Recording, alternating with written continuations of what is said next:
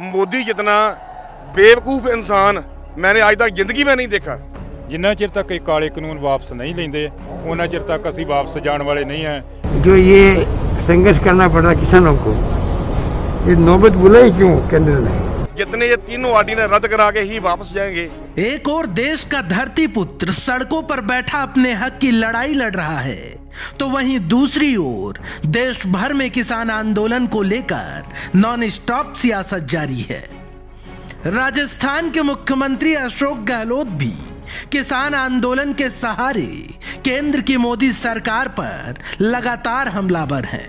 कल राजधानी दिल्ली में भी गहलोत ने केंद्र सरकार पर किसान आंदोलन को लेकर जमकर हमला बोला।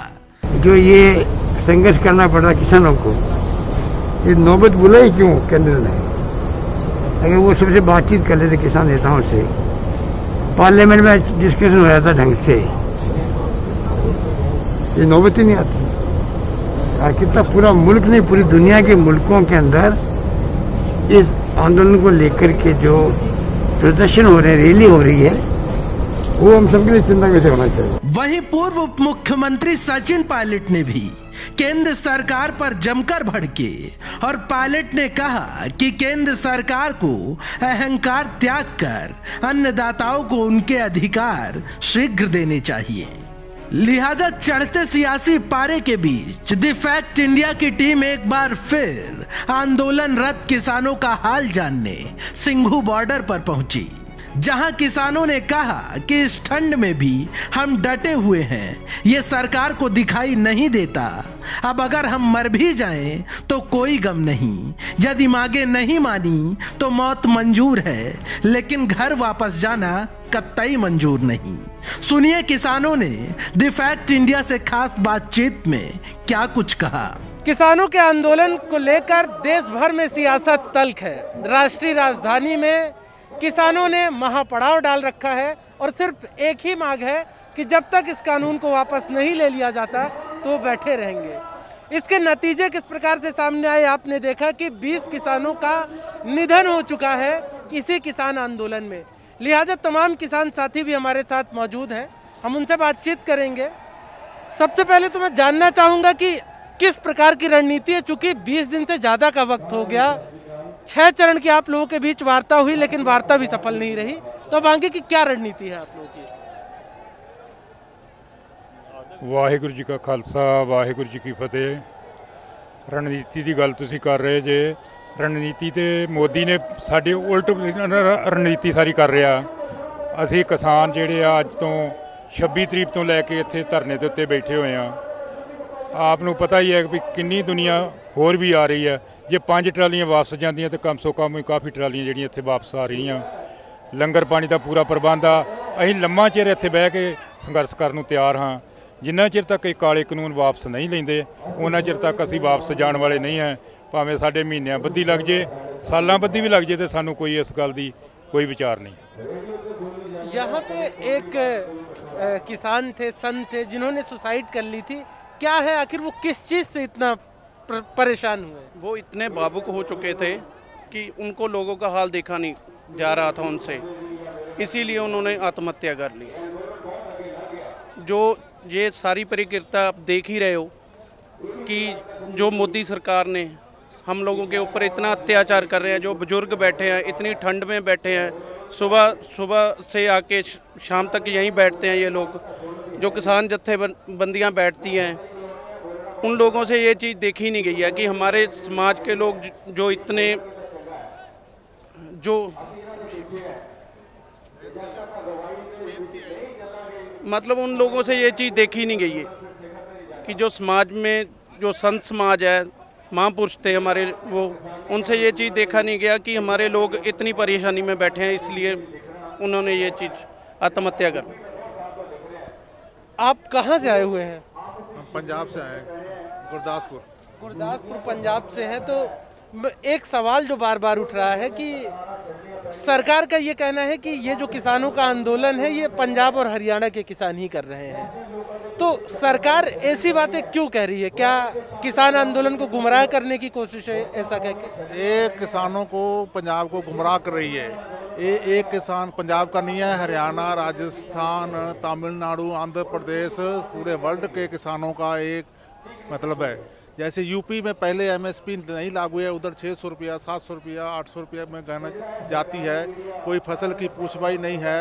वो लोग बेचारे, हम लोग पंजाब में आके हम लोग में उधर काम कर रहे हैं। यदि हम लोग को भी सब ऐसे हो गया तो फिर हम लोग का तो फिर कहीं जाना मुश्किल बहुत हो जाएगा। इसलिए पूरे इंडिया का किसान इकट्ठा होके अपना आंदोलन में हिस्सा दे रहा है। मैं एक चीज़ ये जानना चाह रहा था कि ये जो आप लोगों का आंदोलन है, हाँ जी, इसको लेके लगातार ये बातें भी कही जा रही हैं कि जो विपक्षी दल हैं, हाँ जी, जैसे कांग्रेस पार्टी हो गए या अन्य दल हो गए, वो किसानों को भड़का रही हैं। तो क्या ऐसा कुछ है आप लोगों को कि विपक्षी दल भड़का रहे हैं? देखिए जी, ये जो किसान है किसी पार्टी के संबंध में संबंधित नहीं है, किसी पार्टी के संबंधित नहीं है, चाहे कोई भी पार्टी हो हिंदुस्तान की।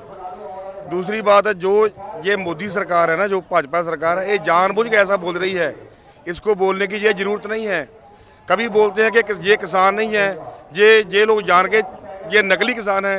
ये आप लोग देखते हैं कभी ये नकली किसान है जितने बैठे हुए हैं, ये बिल्कुल सरासर ऐसा मोदी जितना बेवकूफ़ इंसान मैंने आज तक ज़िंदगी में नहीं देखा। ये तो प्रधानमंत्री है ना, ये मेंबर, गांव का मेंबर बनने की भी लायक नहीं है, जिसको इतनी मूर्खता आपकी नज़र नहीं आती। कितने आदमी देखो, बूढ़े 85-90 साल के आदमी सड़क रोड के ऊपर सोए हुए हैं, कि इसको नज़र नहीं आता कि ये बूढ़े लोग हैं, हमारे बुजुर्ग हैं, जो छोटे बच्चे लेकर माएँ अपने साथ लेकर आई हुई हैं, क्या वो इंसान नहीं है? अकेला भाजपा सरकार रहेगी, भाजपा रहेगी कि इसको सभी मालूम है कि जो मैंने 3 ऑर्डिनेंस दिए हैं वो किसानों के लिए अच्छे हैं। ये तो बहुत ही लोगों के ऊपर, एक मनुष्यता के ऊपर जो इसने जो काले कानून डाले हुए हैं, मनुष्यता के लिए खतरनाक, अकेला किसान के लिए नहीं है, ये पूरी मनुष्यता के लिए ही खतरनाक है। 1947 में भारत को आज़ाद कराया था, लेकिन ये फिर से मोदी गुलाम कर रहा है कारपोरेट घरानों का। हम किसी के गुलाम रहने की आदि नहीं है। हम तो आज़ाद बेजा में रहने वाले हैं, आज़ाद ही रहेंगे, और जितने ये 3 ऑर्डिनेंस रद्द करा के ही वापस जाएंगे। केंद्र सरकार के कृषि मंत्री ने कह दिया है कि ये जो बिल है वो रद्द नहीं होंगे, इनमें संशोधन किया जाएगा। उन्होंने 2 टूक बात कह दी है। हाँ जी, देखो जी, किसानों ने पहले बोल दिया था कि हम ये कानून रद्द कराएंगे, हमसे पूछ के कानून नहीं बनाया इन्हें। कानून किसान के लिए था, किसान को बोलते कि ये हमारे साथ बैठो, आपके लिए कानून अच्छा बन रहा है, साथ भाई हमारे आप लोग हमारे साथ बैठो, आपके लिए अच्छा कानून है। चोरी कानून बनाया कोरोना की आड़ में। अभी रद्द करने में क्या तकलीफ है? हम जब तक रद्द नहीं होंगे, जहाँ तो इधर मरेंगे। ये जो रोड ये बैठा हुआ ना, जो कॉन्फ्रेंस जहाँ हो रही है, जहाँ स्टेज है, ये शहीदी रोड बजेगा। शहीदी रोड समझते आप किसको बोलते हैं? जहाँ लोग शहीद होते हैं समुच्चे रूप में। ये एक नहीं है, इसमें सिख भी है, हिंदू भी है, मुसलमान भी है, ईसाई भी है, सभी जाति के लोग इधर बैठे हुए हैं और सभी शहीद होंगे। ऐसे वापस नहीं जाएंगे जब तक मोदी काले कानून वापस नहीं लेगा। ये हमारा पक्का है। अभी हम 2% गाँव से आए हैं, 2% लोग, जब भी 20% है कि फिर दिल्ली का क्या हाल होएगा? अच्छा, जो अभी सरकार ने कोरोना का हवाला देते हुए संसद का सत्र नहीं बुलाया, हाँ जी, तो क्या यही कारण माना जाए कि किसानों के आंदोलन पर चर्चा होती, विपक्षी दल घेरते, इसलिए संसद का सत्र? बिल्कुल ठीक है जी। ये लोग नहीं बुलाएंगे कि हमारे को कोई सवाल करेगा, हमारे ऊपर कोई सवाल करेगा कि ये किसान के जो आपने बिल बनाया, ये किसानों की बात सुनता क्यों नहीं है?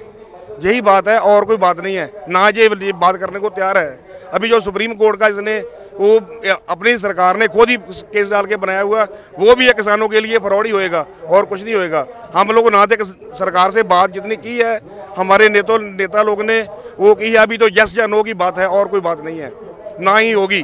किसान कानून रद्द करा के वापस जाएंगे, नहीं तो नहीं जाएंगे, जहाँ पर रहेंगे मर जाएंगे, वापस नहीं जाएंगे। सुना आपने, किसानों का साफ तौर पे कहना है कि ये कानून रद्द होगा, नहीं तो जिस मार्ग में किसान अभी आंदोलन कर रहा है ये शहीद मार्ग बन जाएगा। बहरहाल अब इन सबके बीच देखना ये होगा कि सरकार और किसान के बीच का हल क्या निकल पाता है। मैं रूपेश मिश्रा, सिंघू बॉर्डर।